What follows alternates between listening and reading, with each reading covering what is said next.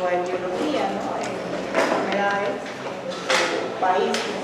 Aún constituye un organismo muy importante, ¿no? Para poder hacer el diagnóstico, debido a que la prevalencia de tuberculosis pulmonar y otros, ¿no? aún está en cifras elevadas. Para nosotros poder hacer el diagnóstico de Mycobacterium tuberculoso, lo hacemos a través del aislamiento de manera definitiva. ¿Y qué utilizamos para eso? Medios de cultivo. El gol estándar es el cultivo de lobos de Jensen. A través de secciones corporales, ¿no? Por ejemplo, el cultivo de esputo, el lavado broncoalveolar o líquido ocular, o tejido, biopsia celular o biopsia pulmonar.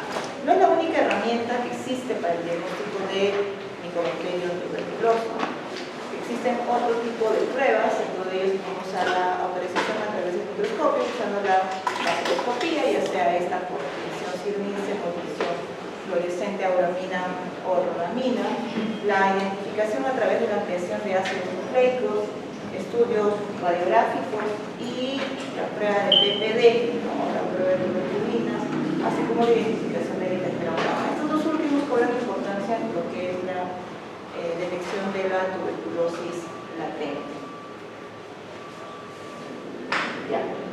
Entonces, ya hablamos, dije tuberculosis latente, ¿no? Entonces, con esto hay que definir dos conceptos claros en lo que es el diagnóstico de Mycobacterium, que es la tuberculosis activa, que dice como la identificación de microorganismos a través de cultivos, es el gol estándar, y aquellos, ¿no? En los cuales han estado expuesto el microorganismo, pero sin embargo no está presente la enfermedad o hay la ausencia de signos o síntomas, ¿no? Es decir, tuberculosis latente.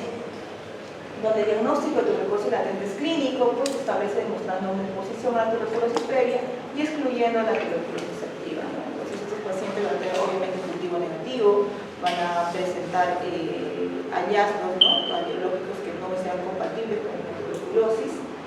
Y cómo demuestra una exposición previa a través de la prueba de la PPD o a través de las IGRAS, ¿no? Que son ensayos de liberación de interferón gamma. ¿Por qué es importante hacer la identificación de tuberculosis latente?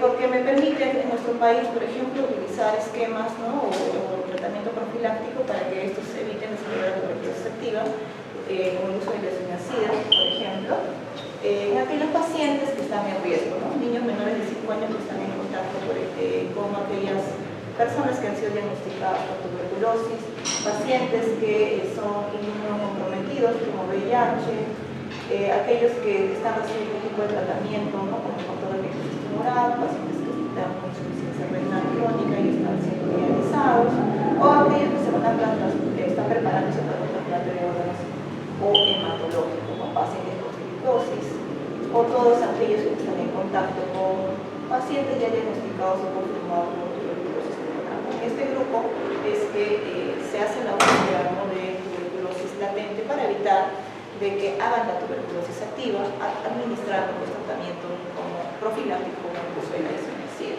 ¿Qué otro grupo poblacional más también está en riesgo? Aquellos trabajadores que están en contacto con los presos, ¿no? Trabajan en cárceles, aquel personal de salud, ¿no? También somos considerados personal de riesgo, ¿no? Y en el cual debemos buscar la tuberculosis latente. Estos son los dos métodos que se hacen o se realizan, ¿no? Y que están aprobados también, considerados en las manuales para la identificación de tuberculosis latente en nuestro país, ¿no? Bueno, aquí vemos una lista, ¿no? de personas a las cuales deberíamos hacer la prueba de tuberculosis latente. Muchos de ellos lo he mencionado. Por ejemplo, riesgo, ¿no? de tuberculosis, contacto, ¿no? Los pacientes que están en contacto con tuberculosis activa, pacientes que consumen algún tipo de drogas ilícitas, aquellos pacientes que pueden usar alto riesgo, ¿no? Pacientes con infección, VIH, trasplante, quimioterapia, silicosis, falla renal, entre otros, ¿no? Factores de riesgo que deben ser considerados para buscar, ¿no? la tuberculosis latente. Entonces, dentro de las pruebas teníamos los IGRAS, o también conocidos como los interferón gamma, ¿no? ¿Qué cosa hace esta prueba? ¿No? Mide la sensibilización inmune a los antígenos de proteínas de micobacterias que pueden ocurrir después de la infección de las micobacterias. Las micobacterias tienen una afinidad por estar a nivel intracelular, ¿no? Dentro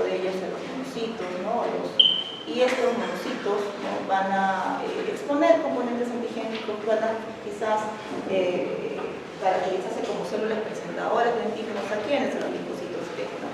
Y estos linfocitos T, al encontrar esos antígenos, ¿no?, que se exponen, van a estimularse produciendo interferón, ¿no? Y eso es lo que nosotros estamos determinando a través de estas pruebas, el interferón. Entonces, determinando la producción de interferón, cuantificando la producción de interferón, vamos a poder decir que esta persona ha estado previamente expuesta a Mycobacterium tuberculosis. Entonces, este interferón complementa el diagnóstico de infección latente por tuberculosis e incrementa la sensibilidad y especificidad al cuantificar el interferón gamma producido por los linfocitos T sensibilizados en respuesta al contacto con antígenos específicos de Mycobacterium tuberculosis. No me determina si el paciente o el interferón que se está produciendo es como consecuencia de una infección o una exposición previa, o a lo mejor está causando una exposición actual, reciente. No me diferencia si la tuberculosis es activa o si la tuberculosis es latente, ¿no? Solamente me explica o me informa, ¿no?, que el paciente ha estado o está expuesto, ¿no?, al Mycobacterium.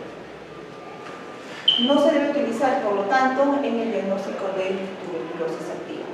¿Cuándo o cuáles son las indicaciones? Esta prueba, comparada con la PPD, es una prueba cara, ¿no? Es una prueba que se realiza en laboratorios, se realiza utilizando equipos, ¿no?, equipos en su mayoría automatizados, y por ende pues, su uso, ¿no?, va a conllevar gastos, ¿no?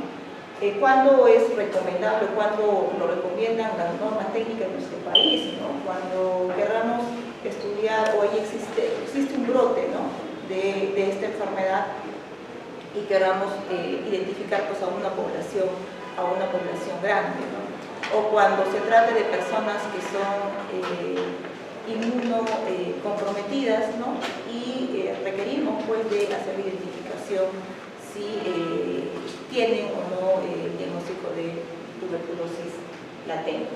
No es recomendable utilizar esta prueba en aquellos niños menores de 5 años, ya que estamos viendo de que el interferón, ¿no?, los linfocitos T participan en lo que es el sistema inmunitario. Y justo, ¿no?, en la edad menor de 5 años, el sistema inmunitario aún todavía no está bien desarrollado, ¿no? Entonces, por eso no recomienda su uso en este grupo poblacional, por ejemplo, ¿no? Tampoco en aquellas personas que producen niveles de linfocitos o de neutrófilos en menos cantidad o se encuentran en cantidades bajas. Entonces, son pequeñas no recomendaciones, ¿no?, para poder usar esta prueba para el diagnóstico de tuberculosis latente. ¿Qué es lo que requerimos como muestra, ¿no? ¿Qué es lo que se requiere para determinar estos interferón?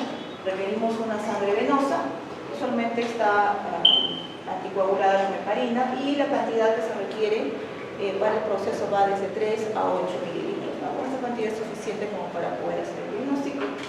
Hay diferentes metodologías en las cuales yo puedo determinar este interferón. Aquí les presento a 3, como es el cuantiferón TB Golden Tube, el cuantiferón TB Gold de segunda generación y el ensayo T-Sport, ¿no?, TB. La sensibilidad de estos y la especificidad está alrededor entre 80-90% con la sensibilidad, y la especificidad, ¿no?, está más del 95%. ¿Cuál es la diferencia, ¿no?, entre estas? Se ha descrito, por ejemplo, ¿no?, que para el caso, ¿no?, de cuantiferón, ¿no?, TB Golden Tube, los antígenos que se exponen pues, son 3, ¿no?, a los que yo voy a los que los futuros van a ser afines, ¿no?, como este antígeno de SAT6, el CMP10, el 7.7, ¿no?, a diferencia, por ejemplo, del de SPOT-TB, ¿no?, y del cual muestra antígenos como es el SAT6 y el CFP10, ¿no? Entonces, ¿en qué radica la diferencia? En el número, ¿no?, de antígenos que se expresan, ¿no?, que están presentes en estas metodologías. Esta prueba del interferón gamma, al mostrar antígenos específicos, va a permitir disminuir la cantidad de falsos positivos que yo pueda tener con la PPD, ¿no?, si la quiero comparar, ¿no? Por lo tanto, lo que yo voy a encontrar aquí es la respuesta frente a especies y componentes antigénicos del Mycobacterium tuberculosis, ¿no? Y no frente a otras especies o micobacterias del medio ambiente, la cual en otras pruebas podemos ser falsos positivos. Los resultados los expresamos en unidades por mililitro o número de manchas formadoras, ¿no? Es un resultado cuantitativo. Y bueno, siempre hay un periodo en el cual uno no va a poder determinar o no va a poder cuantificar, ¿no? Esto es y eso está hablando de ser un periodo de 4 a 7 semanas. La otra prueba que tenemos para hacer el diagnóstico de tuberculosis latente es la PPD, ¿no? Esto lo hace pues, el personal de enfermería, ¿no? ¿Qué consiste, ¿no? La prueba de PPD? Inyectar, ¿no? Esta proteína purificada, ¿no? Prueba derivada de proteína purificada a nivel del tercio superior del antebrazo, cara externa, y pasadas las 48 y las 72 horas hacer la medición de la induración, ¿no? De esta pápula, ¿no? Que se ha formado. Medimos el diámetro, ¿no? Medimos el ancho de la induración, no el eritema, ¿no? Este es el eritema y este es el induración. Lo que medimos es esto, ¿no? Y determinamos cuánto es el ancho, ¿no? En dependencia de su expresión en milímetros, uno puede decir PPD positiva o no. Para la mayoría de la población en general, un PPD de 10 milímetros es sugerente, ¿no? De tuberculosis latente. Hay que hacer obviamente otro tipo de pruebas en este grupo poblacional para descartar la posibilidad, ¿no? De que sea una tuberculosis, por ejemplo, activa. Recordemos que estas pruebas, ¿no? Lo que nos miden en exposición al micobacterio, no nos está diciendo necesariamente que no haya una infección activa en este momento, ¿no? Exposición nada más. Igual está basado esta induración en el mecanismo, ¿no? Que tiene nuestro cuerpo de reaccionar frente a un componente antigénico, ¿no? En este caso a una proteína purificada. ¿Cuál es la diferencia con la otra, ¿no? Tiene muchos falsos positivos, ¿no? Y estos falsos positivos radican pues a micobacterias no tuberculosas, ¿no? Microorganismos no tuberculosos pueden resultar con esta PPD positivo. Aquellos pacientes que han recibido la vacunación del BCG, ¿no? Que es el bacillus de Talmud-Green, que todos hemos durante nuestro esquema de vacunación lo hemos recibido, donde se observó tasas pues, bajas con valores menos de 10 milímetros si es vacunado al año de vida, ¿no? Y rara vez persiste a los 10 años, ¿no? Y si es que es vacunado a la persona, ¿no? Después del año, entre 5 a 6 años, puede ser hasta 20% positivo y sigue siendo positivo 10 años después de la vacunación. Yo decía, el 10 milímetros es la interpretación positiva para la mayoría de la población, ¿no? Pero, ¿qué sucedería si este fuese un paciente inmunocomprometido, ¿no? La norma técnica dice, ¿no? Que debe ser positivo cuando está de 5 milímetros a más. Entonces cambia, ¿no? el contexto de la interpretación. Y en el caso del personal de salud se debe valorar, ¿no? Y comparar cómo ha sido 2 años anteriores o previos, ¿no? Su PPD y su resultado y valorar si hay un cambio, ¿no?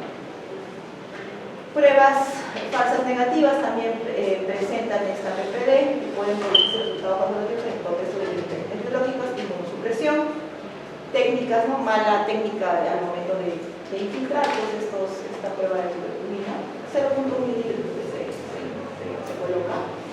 E interpretación también, pues es operador dependiente, ¿no? Depende mucho de si estoy midiendo en una la induración, o a lo mejor para el operador la induración corresponde a todo el eritema, no todo lo que sea alrededor de la cápsula. Se ha visto también que la vacunación contra el sarampión puede suprimir temporalmente la actividad de la tuberculina y en esta circunstancia, ¿no? La prueba de tuberculina debe posponerse hasta 4 a 6 semanas, ¿no? De la vacuna contra el sarampión. Bueno, esto es lo que les mencionaba, ¿no? Cuándo considerar como positivo y va a depender mucho del contexto, ¿no? En aquellos pacientes con VIH, ¿no? Pacientes que han tenido, pacientes que tienen contacto, ¿no? Con personas que tienen tuberculosis, por ejemplo, o pacientes inmunosuprimidos que están recibiendo un ciclo de quimioterápico, se deben considerar positivos más de 5, ¿no? Y la población en general, nosotros, por ejemplo, más de 10 milímetros, ¿no? Hablamos también aquí de 15, sobre todo de aquellas personas sanas de 4 años de edad y mayores con baja probabilidad de una verdadera infección con tuberculosis. valorar, ¿no?, el diámetro en dependencia de la situación del paciente, ¿no?, o del contexto clínico que tenga el paciente. ¿Qué ventajas tiene, ¿no?, una sobre otra y cuáles son las desventajas de una sobre otra?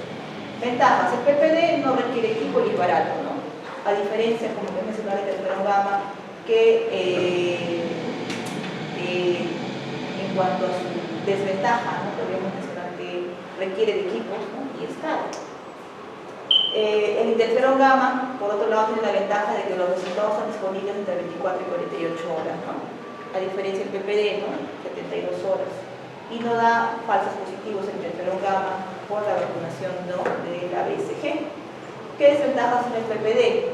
Requiere de una inyección intradérmica e interpretación de 72 horas, los falsos positivos, ¿no?, por vacunación, sensibilidad a micobacterios no tuberculosos, falsos negativos, inmunosupresores, ¿no?, o con técnicas no adecuadas, o efectos que podrían tener por la reacción, ¿no?, úlceras, ampollas en la zona donde se el coágulo puro. Y hay un periodo de ventana también que va de 2 a 12 semanas. ¿Qué desventaja tiene el interferón gamma? ¿No? Requiere un equipo de extracción, hay que sacar, ¿no?, sangre, son caros y a veces su sensibilidad se ve disminuida en aquellos pacientes que tienen VIH. Ya. Entonces hablábamos del diagnóstico, ¿no?, de tuberculosis latente, y ahora vamos a hablar del diagnóstico ya de la tuberculosis, nuestra tuberculosis activa, la cual está acompañada por signos o síntomas, ¿no?, aquellos sintomáticos respiratorios cuando hablamos de tuberculosis pulmonar. No olvidarnos, ¿no?, que la tuberculosis no solamente afecta a los pulmones, sino también tiene ubicación a nivel de otros órganos. Existen pues normas técnicas que nos indican que nosotros debemos sospechar de tuberculosis, ¿no?, y por ello debemos hacer la solicitud de las muestras correspondientes, ¿no? En aquellos de tuberculosis pulmonar, pacientes que tienen fiebre tos como de 15 días, teniendo dolor torácico o astenia, ¿no? Aquí también puede estar la sudoración de estos pacientes. Cuando yo solicito el laboratorio, ¿no?, el estudio de vaciloscopía o el estudio de cultivo, no es pues hacerle una receta médica y enviar, no quiero vaciloscopía o quiero cultivo. Existe un formato ya estandarizado que es de obligación tanto para el médico, así también para el que procesa, ¿no?, recepcionar estos formatos de laboratorio para el análisis de estas muestras, tanto para el estudio de micobacterias, ya sea por vaciloscopía o ya sea a través de cultivo. Este formato es necesario conocerlo porque tiene diferentes puntos que hay que llenarlos, que van desde el nombre, el establecimiento de salud, quién lo está indicando, el por qué lo está indicando, ¿no?, si es que porque yo estoy sospechando tuberculosis porque es un sintomático respiratorio, o a lo mejor tiene una placa sugestiva para lo que es el diagnóstico de tuberculosis, o a lo mejor no quiero hacer el diagnóstico, ¿no? También la vaciloscopía o el cultivo sirve no solamente para el diagnóstico, sino para poder controlar si está adecuado o no el tratamiento, o en caso del cultivo, ¿no?, si en caso es resistente o no. Entonces, existen esos casilleros aquí, ¿no?, donde uno tiene que marcar, ¿no? Por ejemplo, ¿no?, control de tratamiento, ¿no?, es un paciente que terminó su tratamiento y era tuberculoso sensible, ¿no? O quiero pedir esto porque sospecho, ¿no?, quiero diagnosticar porque tiene una placa anormal sugestiva de tuberculosis por una X, ¿no? ¿Y qué número de muestra es, no? Es importante también, primera, segunda o tercera muestra, y más aún, ¿no?, si la muestra no es pulmonar, ¿no?, es extrapulmonar, y qué tipo de muestra es, ¿no? La ubicación, la dirección es importante de estos pacientes. Y en caso del laboratorio, este cuadro que saqué al final es también cómo se le debería reportar a los médicos, ¿no?, los resultados. En relación a la muestra, ¿no?, como mencionaba, la tuberculosis puede ser pulmonar o extrapulmonar, ¿no? Entonces, en dependencia de dónde está ubicado, donde uno sospecha, también tiene que enviar de manera adecuada la muestra. La más frecuente pues la tuberculosis pulmonar, ¿no? Y dentro de ella, para poder asegurar pues un resultado adecuado, tenemos que trabajar con muestras que son adecuadas, ¿no? Para yo asegurar la calidad de la vaciloscopía, pues consiste en explicar al sintomático respiratorio con mucha claridad la importancia de examinar la muestra de esputo, la necesidad de recolectar el esputo y no saliva, y la forma de lograr una buena muestra, donde conectarla y cómo manipular hasta entregar el laboratorio. Hasta el año pasado, ya, aquellas muestras salivales, aquellas muestras sanguinolentas para el estudio de vaciloscopía eran rechazadas. ¿ya? Este año ya salió una nueva directiva donde se acepta este tipo de muestras. Digo para la vaciloscopía, porque para el estudio de pruebas moleculares aún no se siguen rechazando las muestras sanguinolentas. ¿Cuál es la mejor muestra, ¿no?, en relación al esputo? Aquella que proviene del árbol bronquial, ¿no? Asegura mayor probabilidad de que puedan apreciarse bacilos. ¿Y cuál es esa muestra? Aquella muestra mucopurulenta, ¿no? La muestra salival, la muestra mucosa, ¿no? Usualmente corresponde a la parte más superior de la vía respiratoria, y la sanguinolenta probablemente a una va a llevar a mayor contaminación. ¿Cuánto es la cantidad, ¿no?, en cuanto a muestra? Si bien es cierto, el frasco tiene una capacidad de 50 milímetros, no es recomendable todo, ¿no? 3 hasta 5, ¿no?, mililitros como mínimo es lo recomendable en muestra de esputos. ¿Cuántas veces yo debo pedir? Por lo menos 3 veces. La primera muestra debe ser tomada en el establecimiento, la segunda muestra debe ser tomada al día siguiente en casa, de preferencia la primera muestra de la mañana, el primer esputo de la mañana, y si en casa no pudiese recolectar o no pudiese traerla el mismo día de la primera muestra en el establecimiento, con un tiempo de diferencia de 30 minutos.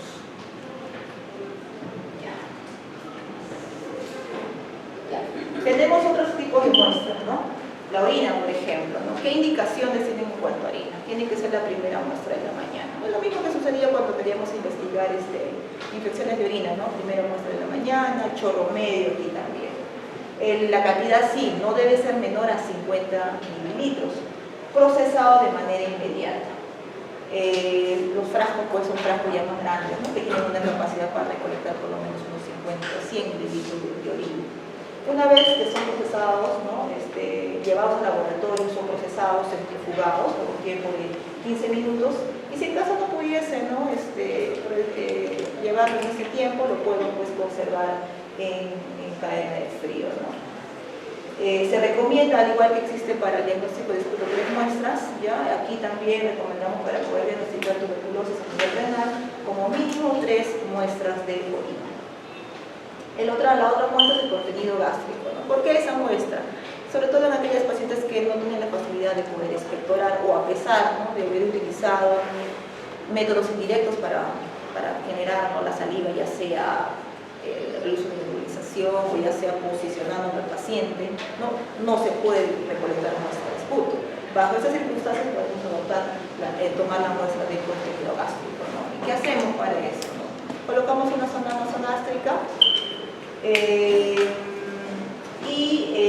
en la primera hora, ¿no?, de la mañana, se debe recolectar, por lo menos se aspira, ¿no?, luego de colocar la sonda nasogástrica, de 3 a 5 mililitros, ¿no?, de contenido gástrico.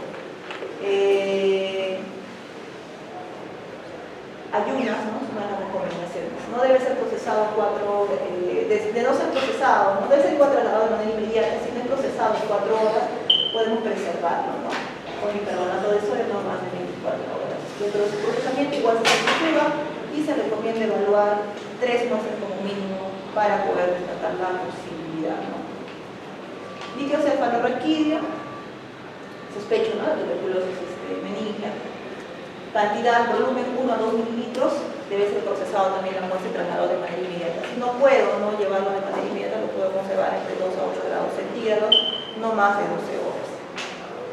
En el caso de otros líquidos como el sinovial, acítico, pleural, la cantidad de muestra o el volumen de muestra va a depender, pues, de la persona que está haciendo el procedimiento, es decir, de su médico tratante, ¿no? Lo recomendable es recolectarlos en tubos estériles. Sería mejor, ¿no?, si lo recolectan en tubos que tienen anticoagulante, como citrato, por ejemplo, de sodio, o DTA. En caso de DTA, ¿no?, 3 gotas. O tanto de citrato como DTA por cada 10 mililitros de muestra. Para lo que son biopsias, no solamente, pues, toman biopsia para búsqueda de tuberculosis, sino también para estudios histopatológicos, ¿no? Histopatología se maneja con formol. En caso, si queremos utilizar la muestra de biopsia para estudios de Mycobacterium, se recomienda trasladarlos en suero fisiológico. fisiológico, no usar formol para lo que es buscar microbacterias. Pus, la muestra, el hisopo humedecido como tal. Bien, entonces hablamos de las muestras, de la importancia de las diferentes temas de muestra, cómo pues, preservarlo. Lo ideal es que la muestra tomada debe ser regalada de manera inmediata. Y así, a rangos generales, para no olvidarnos en cuanto a las temperaturas, 2 a 8 grados centígrados, la mayoría de muestras son preservadas. ¿Qué métodos tenemos para poder identificar la baciloscopía? Que hay distinciones que son utilizadas en nuestro país, la tinción de Sil-Nielsen, que es la que estamos viendo, y también la tinción de auramina y rodamina. ¿Tiene sus ventajas o desventajas? Sí, cada una de ellas. Es muy útil, es barata, donde con 3 baciloscopías del esputo se puede establecer la presencia de micobacterias. La sensibilidad va del 45 al 80%, que aumenta definitivamente hasta llegar hasta el 90% con la cantidad de muestras de esputo que yo estoy solicitando. Por eso que yo pido 3 muestras. Aproximadamente 10.000 bacilos por mililitro se requiere para la detección de bacterias en un frotis para hacer el estudio de microscopio, al estudio microscópico, es decir, hacer la detección de sí. La baciloscopía es la técnica de detección para el diagnóstico rápido y control del tratamiento de tuberculosis pulmonar del adulto, es simple, económica y eficiente para detectar los focos infecciosos, por eso es una herramienta fundamental del programa de control de tuberculosis. Ese es el diagnóstico preliminar. En definitivo, una vez teniendo el cultivo y baciloscopía positivo, vendría a ser el cultivo, independientemente si es cultivo medios sólidos o cultivos en medios líquidos, aunque el sólido sigue siendo el estándar. La otra manera de poder apreciar o hacer la baciloscopía es utilizando sustancias fluorescentes, ahora primero la misma, que es esto. ¿Cuál es la diferencia? Aquí yo utilizo el kit de colorante para Sil-Nielsen, basados en la propiedad de ser bacilos ácido resistentes que permiten retener los colorantes que se utilizan en el procedimiento de Sil-Nielsen, y gracias a sus paredes que tienen metilglicano y esos ácidos grasos o ceras, no va a permitir la decoloración. Lo mismo sucede con la auramina, rodamina, pero yo lo que estoy utilizando es una sustancia fluorescente. ¿Qué diferencia una y otra? Con la auramina y rodamina me va a permitir visualizar a menor aumento a esos bacilos. Yo necesito, para poder ver estos bacilos que tienen un tamaño entre 1 a 2 micrómetros, un aumento por lo menos de 1000, en mi objetivo de 100 en el microscopio. Pero con esto yo puedo apreciar, gracias a la fluorescencia, en un menor aumento. Hablamos de 20 o 40x, 200 o 400 aumentos. Entonces, eso es la diferencia. Con una puedo ver el menor aumento y con la otra no. ¿Cuándo se recomienda utilizar esta técnica? Cuando en el laboratorio se manejan grandes cantidades de muestras. Pero convencionalmente se hace la detección de Sil-Nielsen. Sin embargo, tiene falsos positivos y falsos negativos. No todo lo que es bacilo resistente es micobacteria. Tenemos nocardia, rhodococos, legionela, incluso quistes de Cryptosporidium, Mesospora, van a ser ácido alcohol resistentes, aunque no todos van a ser bacilos, pero nos pueden mostrar o sugerir un falso positivo cuando esto no corresponde a micobacteria.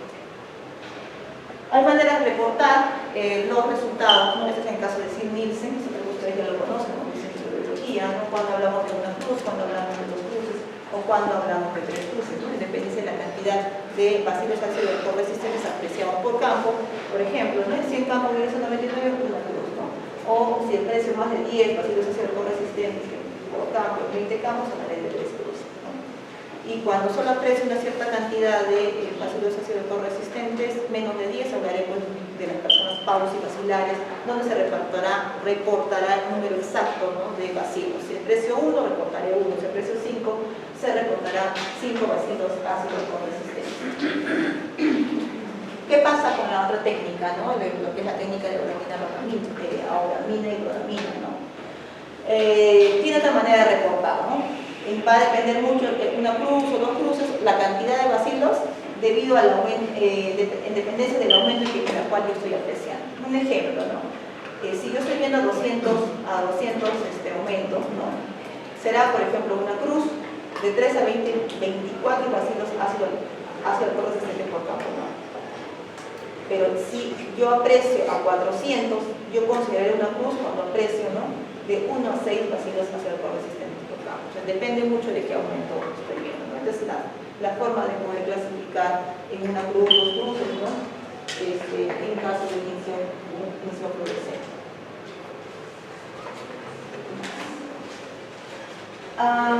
Métodos de cultivo. Todas las muestras, ya, que son con baciloscopías positivas se van a cultivar. Todas las muestras, independientemente si son positivas a la baciloscopía o negativas a la baciloscopía, ¿no?, con muestras extrapulmonares, se van para cultivo. Todas aquellas muestras que provienen de un grupo poblacional de alto riesgo se van a cultivar. Pacientes con VIH, pacientes con quimioterapia, por ejemplo, ¿no?, pacientes con cáncer, niños menores de 5 años, se van para cultivo. U otras, ¿no?, que el médico considere, pues, ponga quiero cultivo, ¿no? Esa es la otra razón por la cual las muestras son procesadas a cultivo. ¿Para qué cultivar, no? Porque yo quiero identificar. Con el otro yo tengo la sospecha de que sea micobacterio por la baciloscopía, pero no tengo la certeza, ¿no? Los cultivos, ¿no?, de esto, el sólido, el lowinsteiniense, constituyen la forma diagnóstica gold estándar para Mycobacterium tuberculosis, ¿no?, es decir, tuberculosis activa. Existen dentro de los cultivos métodos convencionales y métodos no convencionales. Entre los convencionales tenemos aquellos medios sólidos a base de huevo, igual estándar lowinsteiniense, y otros como por ejemplo el Ologawa o estos medios convencionales tienen entre sus componentes, ¿no?, diversos tipos de sustancias que te permiten, uno, nutrientes, favorecer el crecimiento del complejo Mycobacterium, ¿no?, y tienen antibióticos en su mayoría que te inhiben de aquellos otros microorganismos como bacterias, por ejemplo, como hongos, por ejemplo. Y en base a cómo crecen, a la forma, a la velocidad, al tiempo, ¿ya? Entonces, los micobacterios son de crecimiento lento. Al tiempo como crecen, a la forma y al color como crecen, uno hace su identificación y también lo expresa, pues, en cruces, ¿no? Los métodos no convencionales, tenemos a los radiométricos como el BACTE, no radiométricos como el MGIT, cultivo bifásico, los cultivos para micobacterias.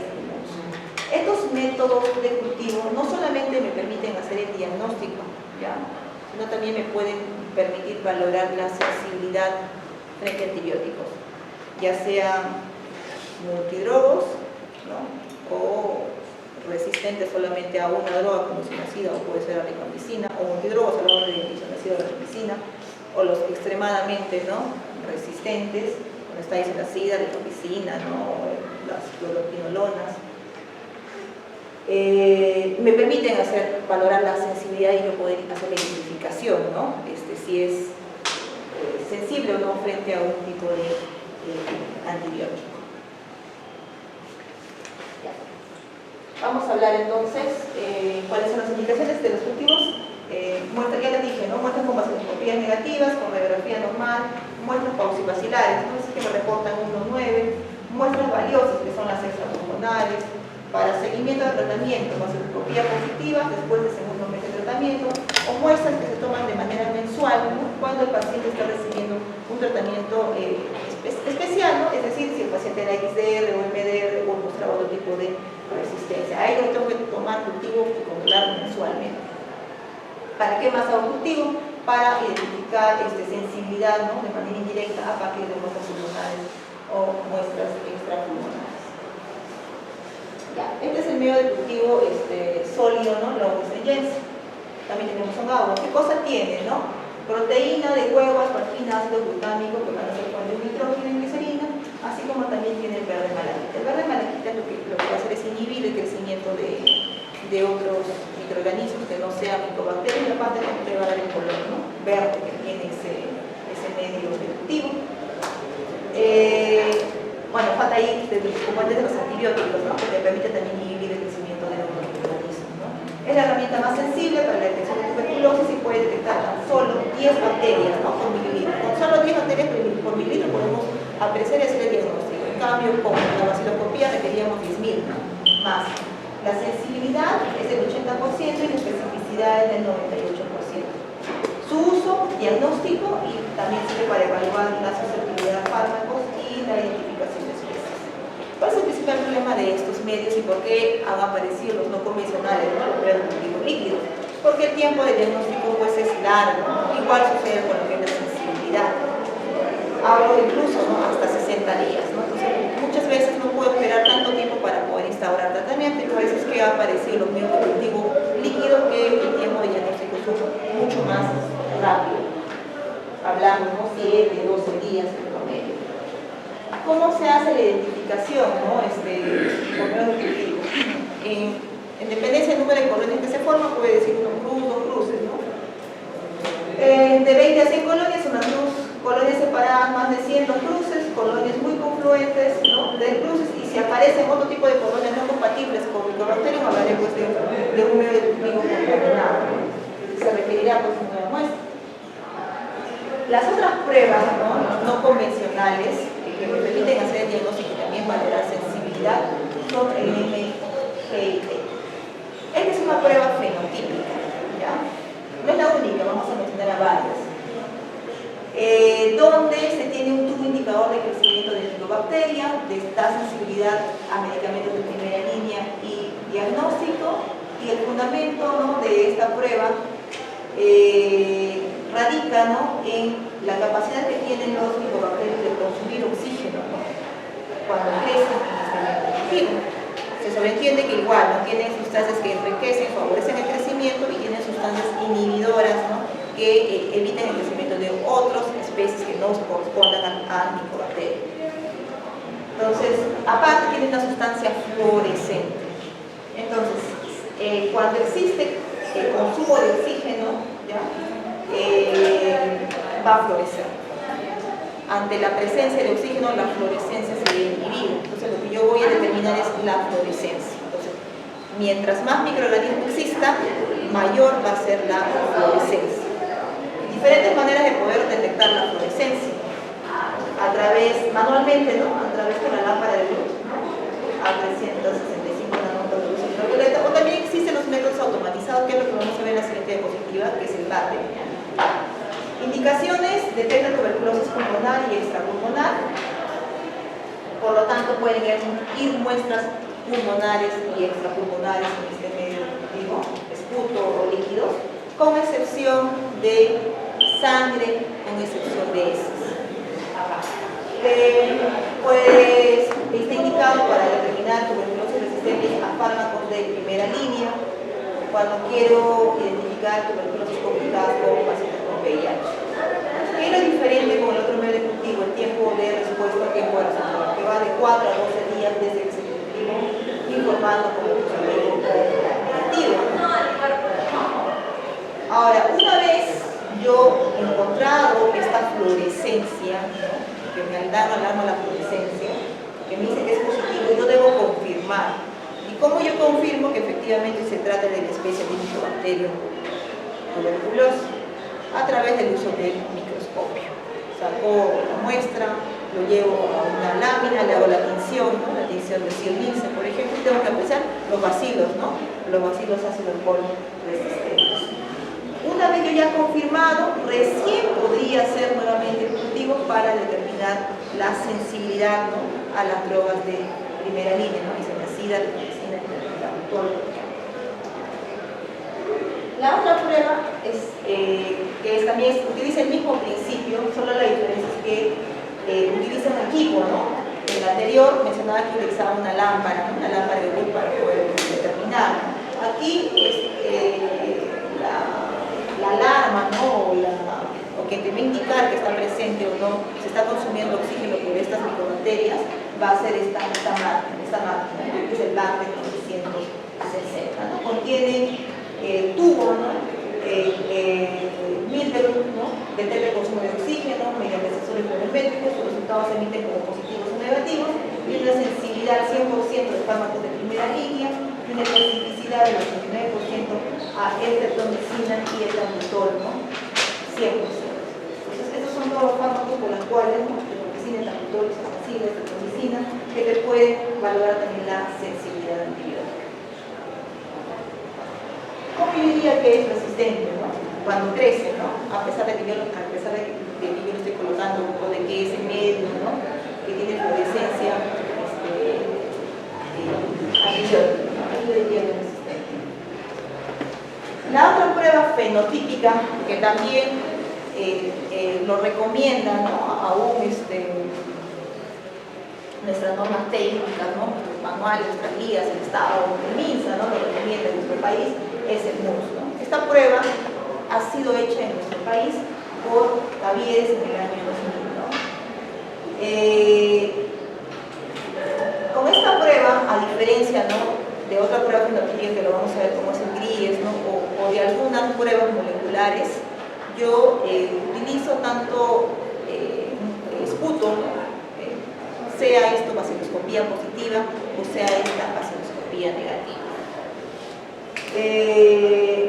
A la vez que yo estoy cultivando, ¿no?, en esos medios enriquecidos por el desarrollo de micobacterias tuberculoso, yo también voy a poder hacer simultáneamente el cultivo adicionando al antibiótico, ¿no? ¿Para qué? Para valorar la resistencia.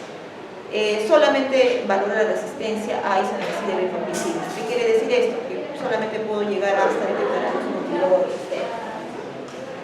Utiliza como medio, ¿no?, el caldo, ¿no?, enriquecido, ¿no?, así como antibióticos para inhibir, ¿no?, a otras bacterias.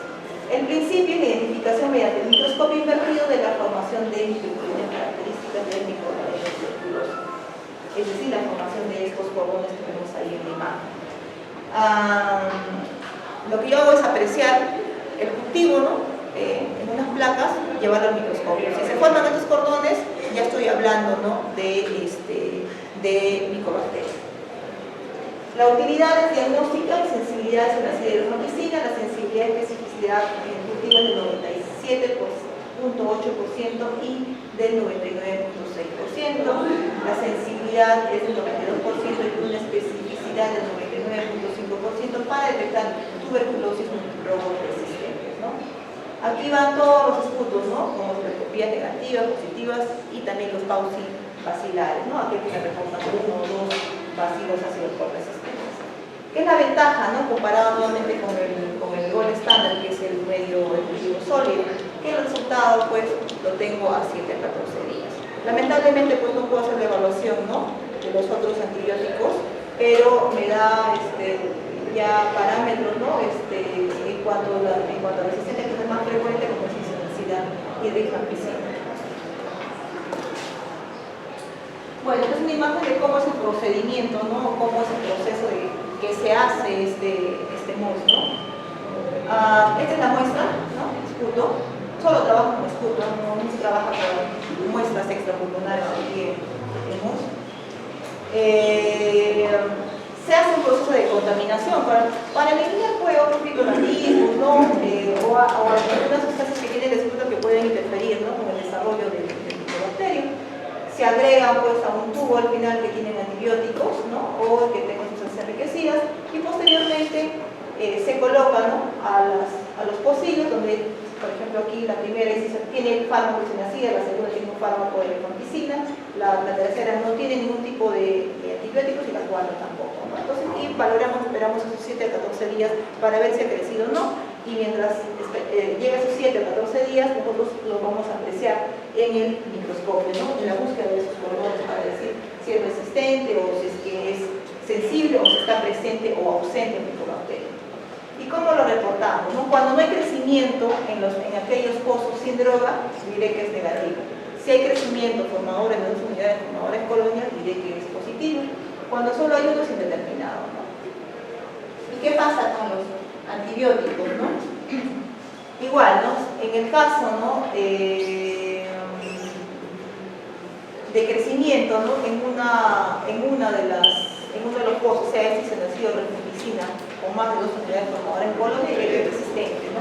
Si no crece nada, diré que es sensible, ya sea isoniazida o ya sea rifampicina. Ahí está la interpretación, cuando digo que es resistente isoniazida, cuando digo que es resistente a rifampicina, Cuando hay crecimiento en ambos pozos con drogas, es así de rifampicina, diré que es MMR, ¿no?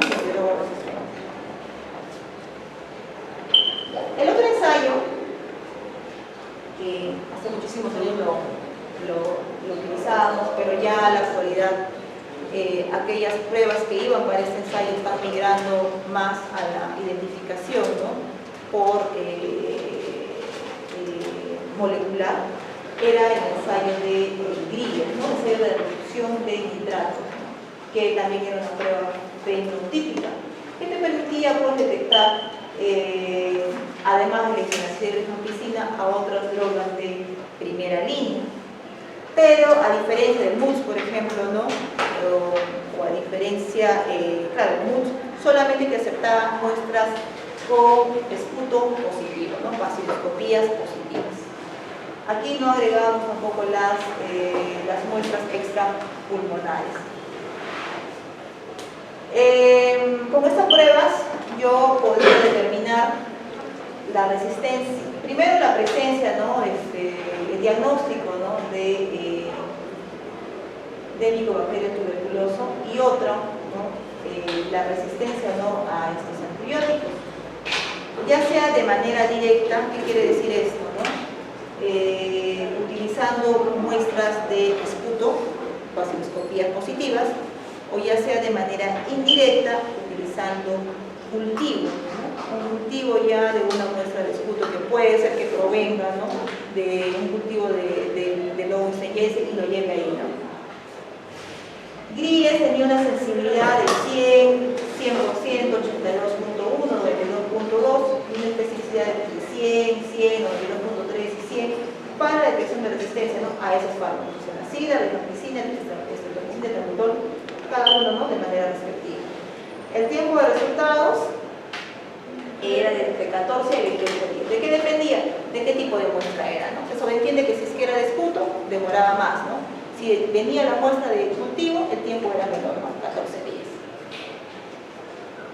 Como les dije, ya esta prueba ya está un poco en desuso en nuestro país, porque muchos de los que estaban ahí están migrando para identificación, ¿no? de esos fármacos o sensibilidad, buscar la sensibilidad a la isolación de rifampicina por métodos genotípicos. Ya, entonces tenemos ahora los métodos genotípicos, ¿no? que nos diagnostican y que también nos valoran, ¿no? la sensibilidad principalmente a isoniazida y rifampicina. ¿Cuál es la diferencia con los cultivos, ¿no? o la vaciloscopía desde el punto de vista diagnóstico? Que necesitamos una mínima cantidad de bacilos para poder decir que nos encontramos frente a Mycobacterium, ¿no? Genera un resultado a partir de 1 a 10 bacilos, ¿no? Con cultivo era de 10 a más, ¿no? Y con vaciloscopía era de 10.000, ¿no? Utiliza la muestra clínica o cepas aisladas en medios sólidos o líquidos, o también puede provenir de muestra, ¿no? Como en todas las técnicas, el primer paso, ¿no? en caso de lo que es diagnósticos genotípicos, es la extracción del material genético, la ampliación y identificación de las regiones que le confieren la resistencia. Hay dos formas de poder hacer, o dos métodos, ¿no?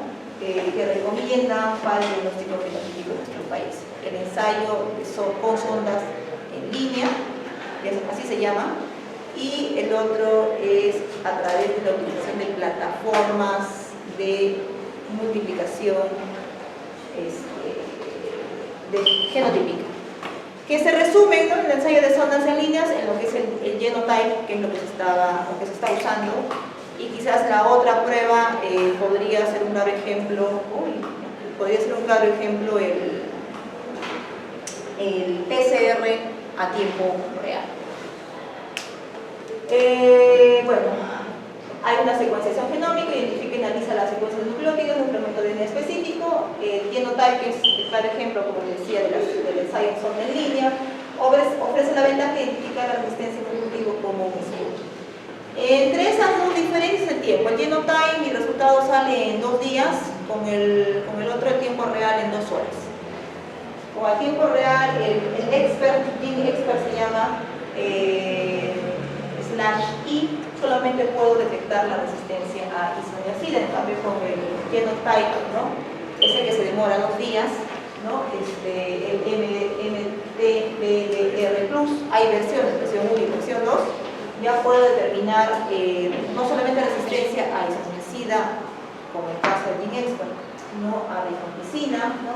E incluso hay otras que, aparte de la isoniazida y la rifampicina, me determina la resistencia a la fluoroquinolona.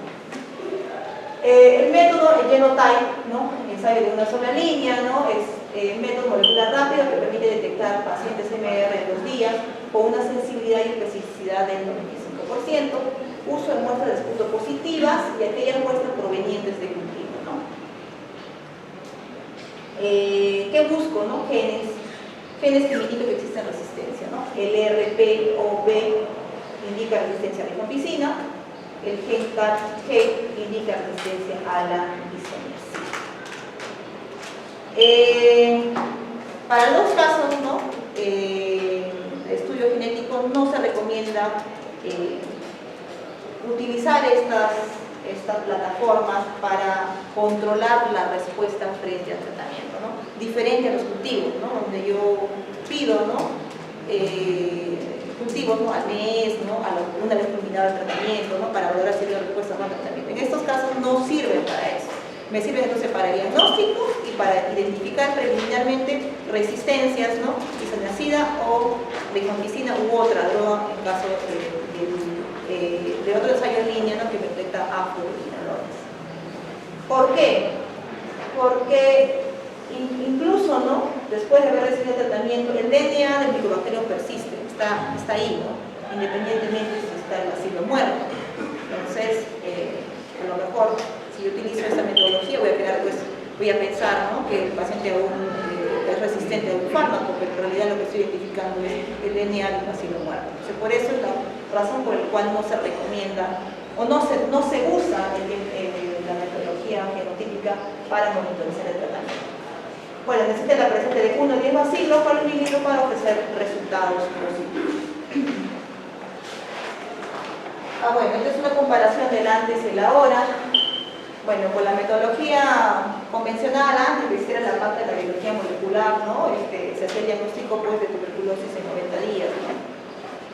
Y más aún, ¿no? Si yo quería hacer la identificación de sensibilidad otros 90 días más, ¿no? Entonces, ahora incluso, ¿no? Podemos hacer el diagnóstico de tuberculosis MR ni siquiera en 5 días, ¿no? Estamos hablando de un día, ¿no? Solamente que por el tiempo de entrega de resultados o que aparezca en la plataforma, ¿no? Para que el médico lo pueda ver, puede ser hasta 5 días. Es el máximo, ¿no? El tiempo que se da. Antes, ¿no? El diagnóstico de no más del 50% de la tuberculosis MDR, ¿no? Y en 90 días con el método convencional. Ahora el diagnóstico del 90% de tuberculosis MDR solamente con 5 días con el método molecular implementado, ¿no? El INS, el instituto, pues que establece los protocolos o las guías técnicas que todos los laboratorios siguen, ¿no? Antes la prueba convencional necesitaba un cultivo, de lo contrario el paciente no tenía acceso a un resultado que seguía contagiando. Ahora pues no se necesita de un cultivo solo de una muestra de BK que sea positivo, ¿no? En el caso del genotype, por ejemplo, ¿no? Bueno, antes no existía una prueba genotype, ¿no? En otros laboratorios, ahora existen muchos laboratorios, ¿no? Se ha descentralizado en el país que tienen esa plataforma, ¿no? Y estos son los diferentes tipos de métodos que existen, que quizás no en nuestro país no los tengamos todos, para la identificación de tuberculosis, de tuberculosis y los tiempos estimados, ¿no? Yo les hablaba, ¿no? El PCR en tiempo real, el Ginexpert, ¿no? Y esta, ¿no? Que sí la tenemos, que es el genotype MTBR+, ¿no? Listo, chicos. Creo que es el algoritmo. No, este es el algoritmo diagnóstico de tuberculosis. Aquellos tuberculosis, por ejemplo, Proteus negativo, ¿no? ¿Cuál es la opción, ¿no? Para lo que es la sensibilización, para buscar sensibilidad, MUS, por ejemplo, ¿no? Aunque también puedo mandarlos a cultivo con muchas tuberculosis, puedo ir a cultivo, MUS, ¿no? Proteus positivo, genotype solamente me acepta, ¿no? Muestras nacionales del punto positivo, y en caso de las extrapulmonares solamente para cultivo, ¿no? Independientemente si sea cultivo sólido